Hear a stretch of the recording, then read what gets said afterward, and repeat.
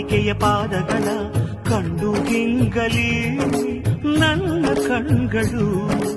ಕಾವ್ಯ ದೇವತೆಯ ಸ್ತುತಿ ಮಾಡಿ ಕಂದಿ ಹೋಗಲಿ ನನ್ನ ಕಂಠವು ಎದೆಯಲ್ಲಿ ಮೂಡಿ ಮಾತನಾಡಿ ಎದೆಯಲ್ಲಿ ಮೂಡಿ ಮಾತನಾಡಿ ಎಲ್ಲಿ ಮಾಯವಾದಳು ಏನು ಬಯಸಿ ಬಂದಳೋ ಏನು ದೋಷ ಕಂಡಳೋ ಮತ್ತೆ ಹೇಗೆ ಬರುವಳು ಕಾವ್ಯಕ್ಕೆ ಧ್ವನಿಯಾಗಿ ಓಂಕಾರ ನುಡಿದ ಪಾದ ವೇದಾದಿ ಮಂತ್ರಗಳ ಮಾರ್ಧನಿಸೋ ದಿವ್ಯ ಪಾದ ನಿಷ್ಕಲ್ಮಶ ಶಿಶುವಂತ ಲಲಿತ ಕಲಾ ಶುದ್ಧ ಪಾದ ಕವಿಕುಲ